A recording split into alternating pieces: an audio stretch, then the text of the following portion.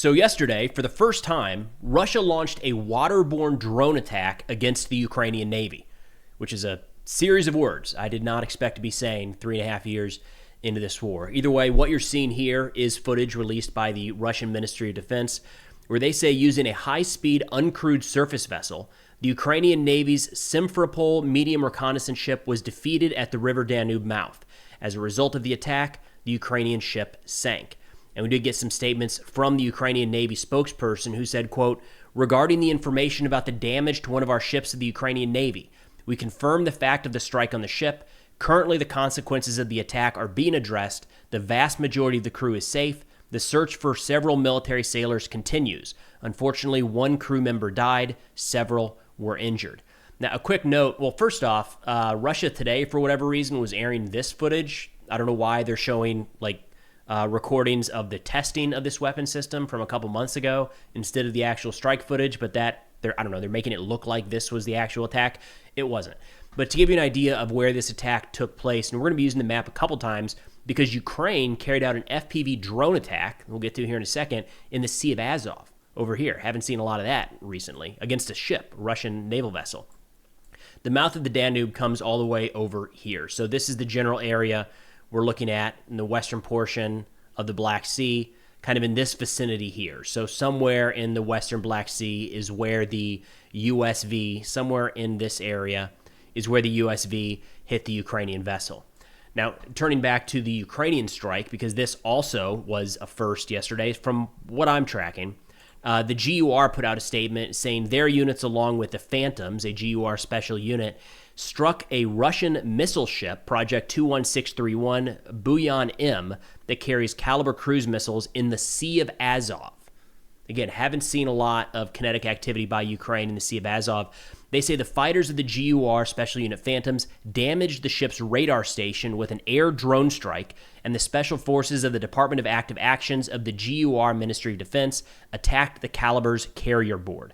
As a result of the strike, the Russian missile ship, which was in the potential launch zone of the Calibers in the Timuryak Bay, was damaged and forced to leave the combat area. So to give you an idea of where that strike took place, again, going back to deep state map here, we'll zoom out a little bit, then moving over. So here we've got the Black Sea. This is where most of the naval operations have been taking place. Sea of Azov is this body of water to the northeast, and we just haven't seen a lot there. For one, we haven't seen Ukraine be able to get any unmanned surface vessels in here, right? It's surrounded by Russia. So the only way through is down here. This is the Kerch Bridge, which on this map is on fire. In reality, today it's not on fire. It might be a target for those Flamingo missiles at some point. But we're not seeing the unmanned surface vessels utilized in the Sea of Azov. But what you could see from that strike footage, and this is the bay right down here on the south side, where they say that the missile ship was patrolling, possibly getting ready to launch Caliber cruise missiles, which fits because overnight there were Caliber attacks into Ukraine. Somehow Ukraine was able to get a UAV, strike UAV, FPV style likely, into this area of the Sea of Azov. So pretty interesting that they're, again, expanding the reach. My guess, looking at this, probably a USV launched these drones to carry out that strike. We've seen that carried out before with the 73rd Special Operations Center to hit radar systems in Crimea. We saw them using drone-dropped munitions, so kind of small bomber drones. No reason they couldn't do the same thing with some sort of FPV munition. Now, overnight, Russia did carry out a significant strike in Ukraine, the largest and deadliest attack since President Trump met with Putin in Alaska a couple weeks ago. What we know right now is that at least 629 munitions were utilized in this attack. 629 in one night. Think about that. This is not a 24-hour stretch. This is the span of a couple hours, and they stretch it out to inflict the most possible harm, but 629. This is 2025. We're talking about the capital city, Kyiv, got hit last night, the capital of the largest country by landmass in all of Europe in 2025. 629 munitions flying at their city. That's insane, but that's where we are. We know right now that the strike consisted of 598 strike UAVs like Shaheds and 33 missiles.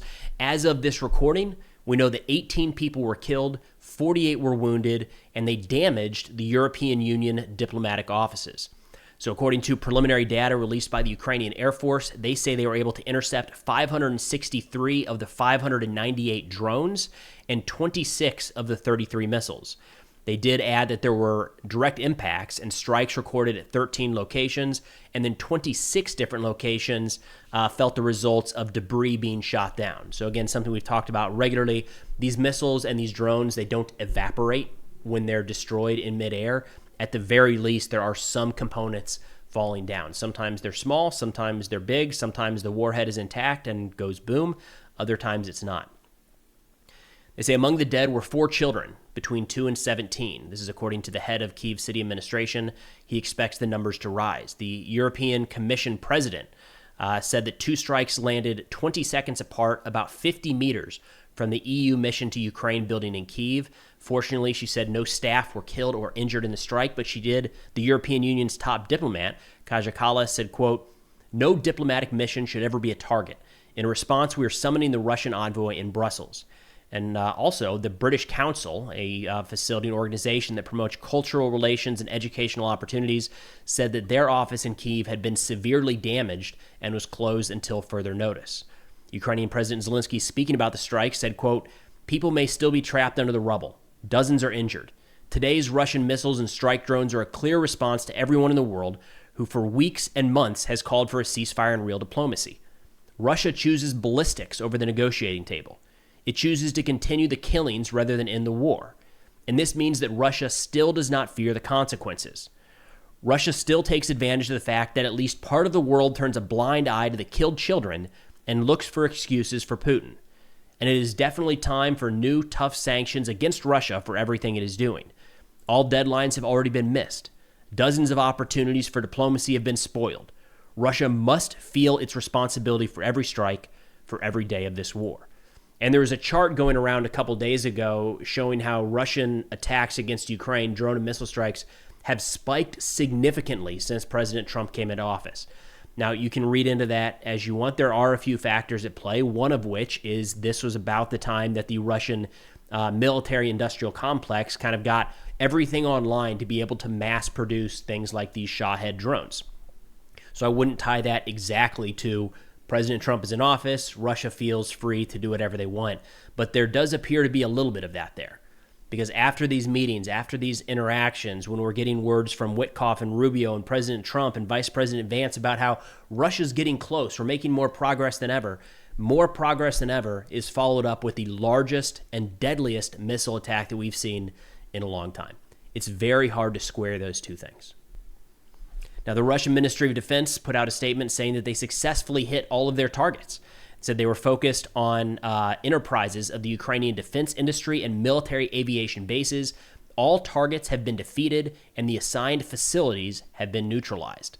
Now, Ukraine, for their part, did carry out a series of strikes last night as well. They were not hitting city centers, but instead oil refineries located all across Russia.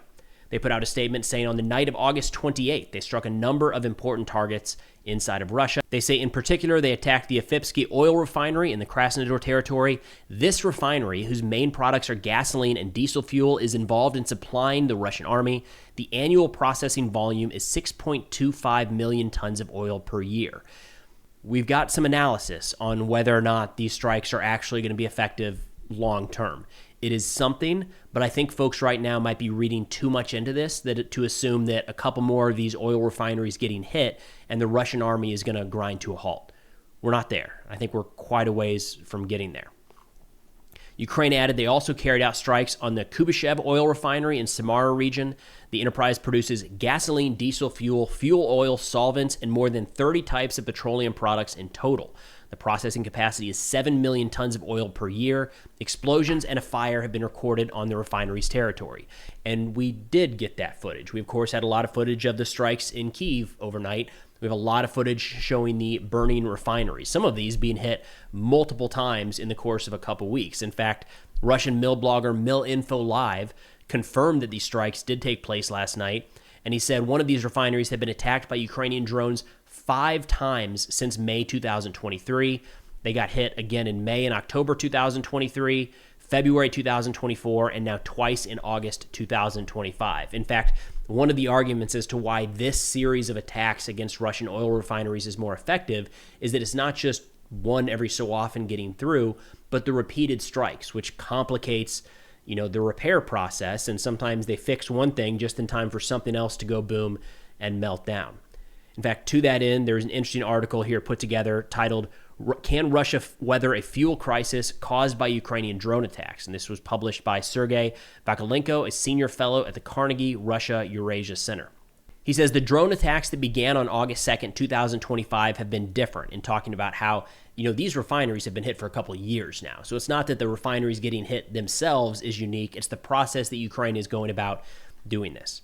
He says Ukraine clearly has more drones now and can send out attack swarms numerous enough to overwhelm Russia's air defenses. Drones also have better navigational capabilities. Ukraine's tactic this year has been to launch massive attacks on refineries and inflict maximum damage, up to and including shutdowns. Ukraine has also carried out rolling attacks, with some damaged refineries hit again, hindering repair work.